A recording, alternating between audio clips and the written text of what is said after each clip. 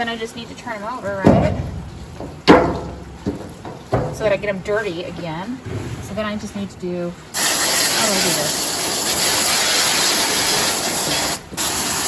Anyway, I'll get this down.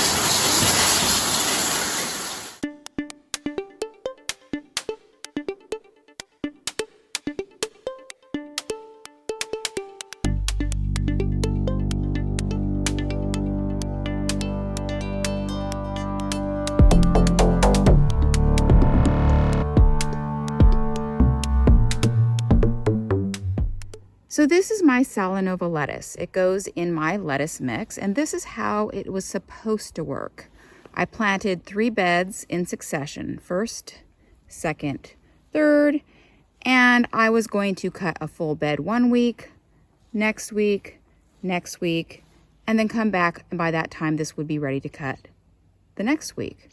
But it turns out that I only really need, for what I'm selling, I just need 2 rows of lettuce.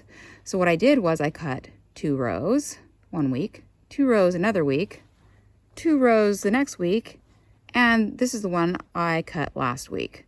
So I really should be cutting into this next bed here. It's ready to cut, but this bed is just growing way faster. It's completely grown back and it's just completely ready to cut. So I'm gonna go ahead and cut these 2 rows again. And I think that this bed is doing a lot better because it had so much seaweed and soil material on it, whereas these 2 beds didn't quite as much. So anyway, we're back to cutting this bed. And as far as baby chard, I cut this half of the bed last week, and I let that last half just grow, and it's actually a little, probably some of the leaves are probably way too big, but I'm going to try and cut it a little differently this time. You know, I had been cutting individual leaves, and this time I just want to take a nice slice out of it, make it a quick cut, and see how it regrows. I've actually got, you know, a handful of these baby chard are bolting to seed. I didn't have a problem with that last year, but I imagine it's because we had some, you know, long spell of hot weather. Well, hot for us. And now it's cooled down. Probably thinks it's wintertime. Gotta make babies. Okay, so I was gonna just cut these guys like just straight across, but I just don't want to hit these little guys coming up, so I'm kind of just pulling things down, cutting, you know. It's still not very fast, but it's easier with the bigger leaves. Oh, this one's bolting to seed. I've been pulling out the ones that are bolting. And yeah. Gosh. I don't know.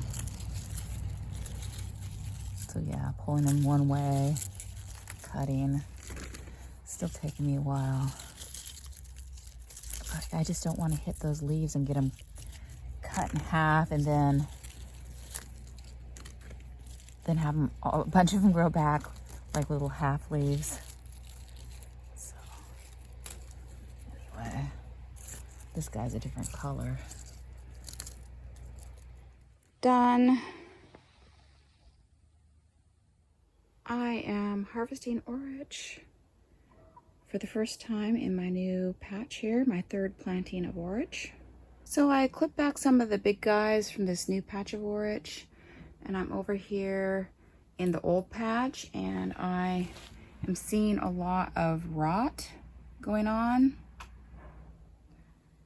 And I think it's because of the cold and damp.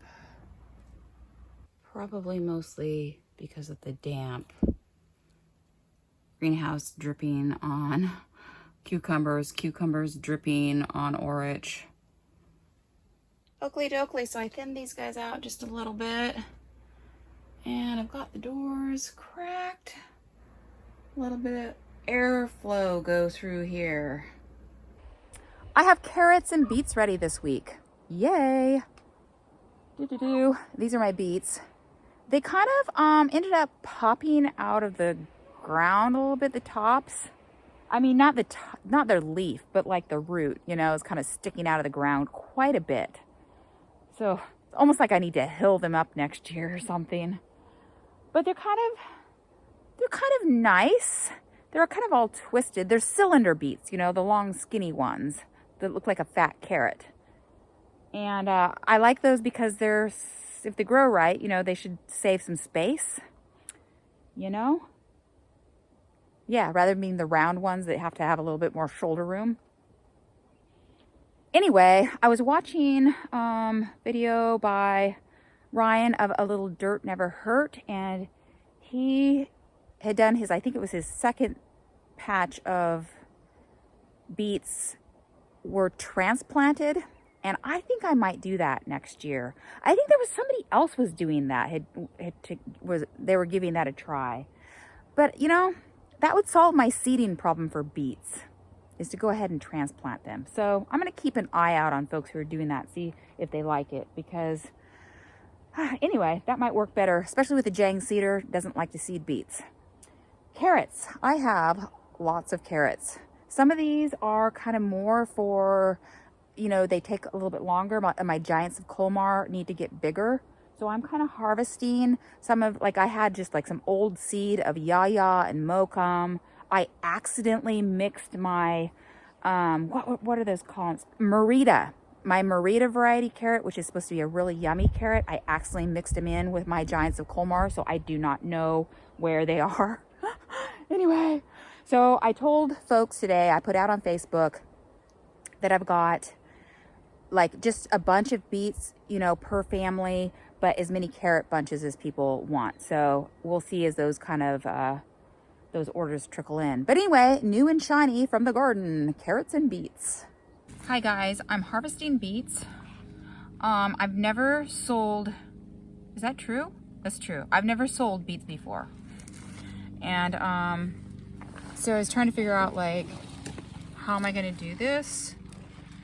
And I just kind of thought to myself, maybe I should bunch them out here in the field, in the garden. Oh shoot. So, oh my gosh, like how am I gonna do this, right? You know what I really need for these guys instead of rubber bands is I need twist ties. So now all I need to do is like, I just need to real quickly pull off these crappy leaves, but I think I'm gonna do that when I'm prepping them, when I'm washing them off. Yeah, these are pretty stretchy rubber bands, so this works. Once, and then twice. It'd probably be easier almost, you know, like to just get them individually and just spray them off and get the leaves off, but I don't know. I think I'm gonna do it like that. Okay. Hi. I was out here just like slinging dirt all over my face and everything, getting dirt all over the greens. Anyway, I easily got well, that's not true. I had enough big ones and stuff and little ones and stuff that I could make 11 nice bunches. I actually pulled out 12 just in case I get an extra order. And then I have the display. So I harvested a total of 13 beets out of my little 20-foot section this week. Tonight I need to get carrots. I got like 18 ordered so far. I'll probably pull out 22 for us and family. And then after carrots, I need to get green onions. And then I need to clean them. Things are going good. Things are going good. I'm on a roll. Things are going good. So I am going to harvest my carrots next. These, I believe, are yaya and mokum, old seed that I had left over. And I'm going to see what I can get out of these first. I got my carrots. It's all like looking all super straggly and stuff. But I got my little carrot friends. 22. Green onions next. Alrighty, so I got my green onions and threw them on the top of my carrots, and I am done out here. I can now prep these things, wash them down in the safety and comfort of my own covered wash station.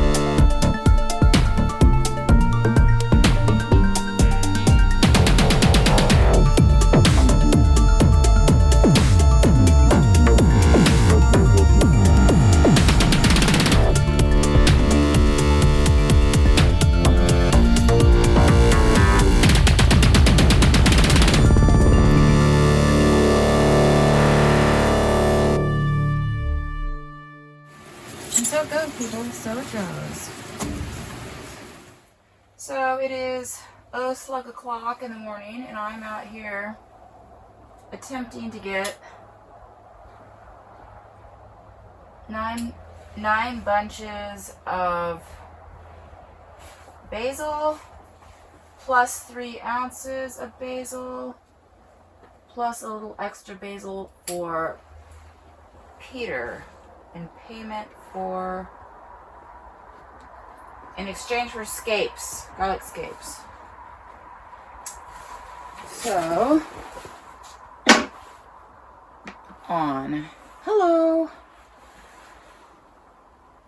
So that's what I'm doing. It is raining. It's been raining. It's been raining. It rains here. I think that's the biggest difference. I look at other cold climates and I think it rains more here during the summer. 80 inches of rain or precipitation or whatever per year. And it is raining right now. And maybe that 1 week of sun that we had was summer. Do I want to do this 3 times? Sure. Oh, please go 3 times. Anyway, oh my gosh. Okay, let's see what he weighs. 1 ounce. Perfectamundo. So I think I still have enough here to scrounge out some basil for Peter when he shows up. I got my 9 bunches, the 3 ounces, and my little new plantings of basil are looking all right. Even the little sad ones look like they're gonna be okay. They would like some sun. I was out harvesting kale and chard, and I ran into this leaf that has what looks like caterpillar eggs on it. So 'tis the season. If I was good, I would go out and check all the leaves and the little bit of kale and chard that I have. Stave off an infestation of cutworms or other caterpillars. The sun is trying to come out. I was looking at my garlic. I forgot. I missed this scape. But should we try pulling out a garlic and see what it looks like? Oh, this is all gross. Oh, but he's all gross. I can't even get a hold of him. Let's see. Alrighty. Hopefully we don't kill all the parsley and everything around it. Good. Let's just loosen it a little bit there. Oi. Okay. Now let's try and get this thing out of here. Whoa. There he is. Garlicked right down. Taking a look at my orach that I planted last week. And they're coming up.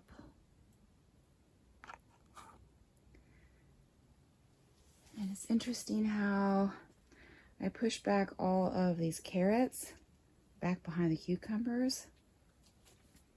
And the ones out in the garden are doing much better than this, actually. I've got the greenhouses cracked open, a little bit of airflow through.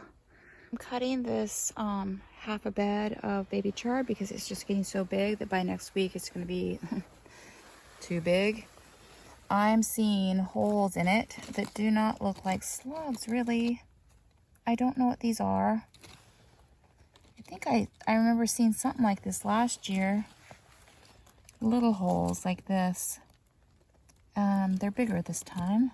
Maybe because the leaves are bigger. So anyway, I wonder what that is. Well, the sun was just teasing us this morning because it actually poured down rain most of the day. Came out here a minute ago and got the rest of the baby chard. You know, the big stuff. And a little bit of sun behind the clouds.